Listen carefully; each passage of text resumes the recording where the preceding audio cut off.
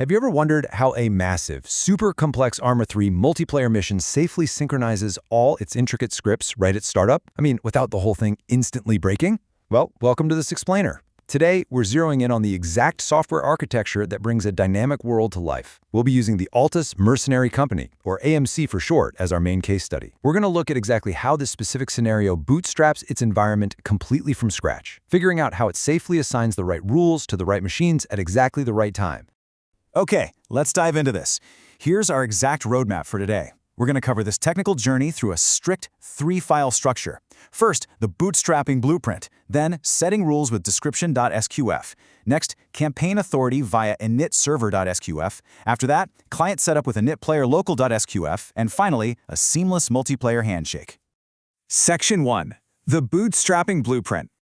Now, what's really fascinating here is the core separation of responsibilities in Arma 3 mission design. See, the Eden editor, it just places the static world in a file called mission.sqm. But it's the SQF scripts that actually create the rules and dynamic behavior. AMC is deliberately script-driven. What that means is the actual map in the editor, it contains literally just a few basic anchor markers and 8 playable units. That is it. Everything else, we're talking the HQ buildings, the contracts, enemies, persistent mercenaries, civilian life, the entire dynamic economy, all of that is generated by the SQF scripting layer while the mission is actively running. To really help us build a clear mental model of how these files safely interact, let's use a factory metaphor. Think of the entire mission startup sequence like opening a massive manufacturing plant. The description.ext file, that's the architectural blueprint drawn up before the factory is even built.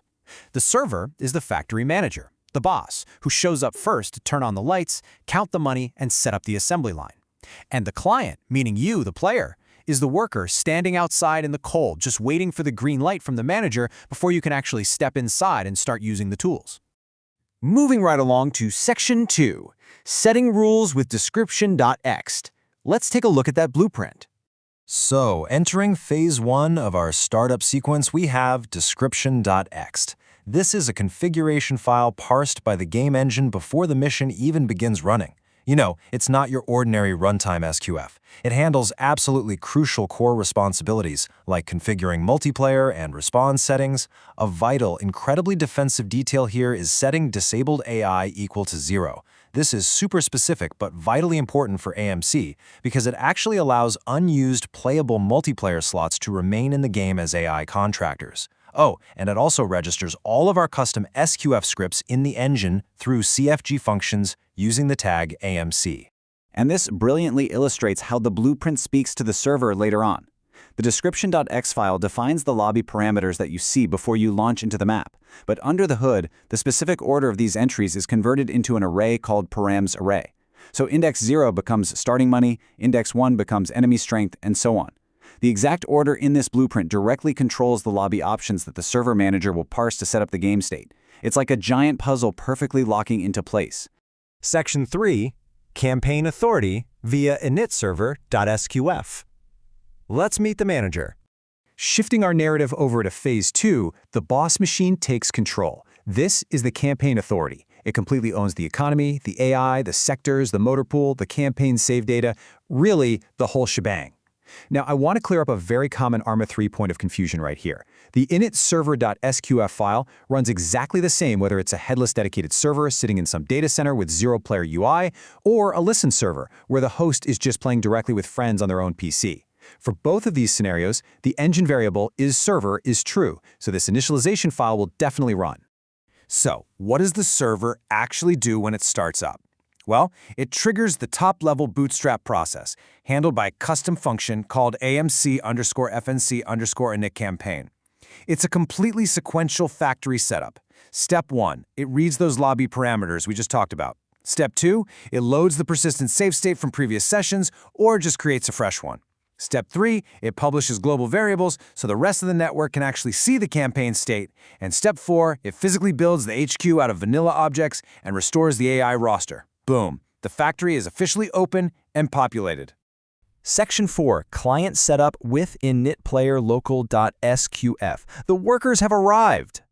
This brings us to phase 3, the human player actually joining the game. And here we introduce a major tension in multiplayer game design known as locality. Imagine an overeager worker rushing into the factory before the manager has even finished building the assembly line. That's what we call the fast client danger. A super fast loading client machine could easily try to read mission variables or interact with a physical HQ laptop before the server has actually finished generating them. In scripting terms, this bypasses the factory manager entirely, and trust me, it results in fatal, totally game-breaking bugs.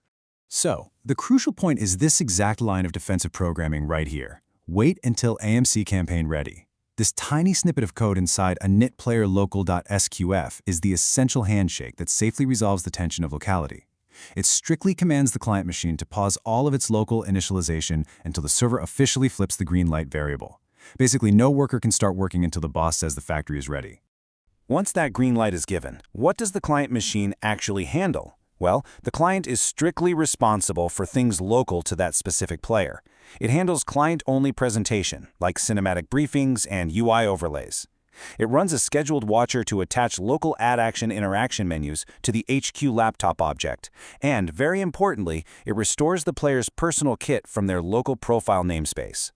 Notice how the human player's loadout persistence correctly belongs to the client's local profile, while the shared campaign data, like territory, money, and reputation, belongs solely to the server. Section 5. A seamless multiplayer handshake. Let's look at this summary timeline to see how all of this builds into a unified, totally bug-free software architecture.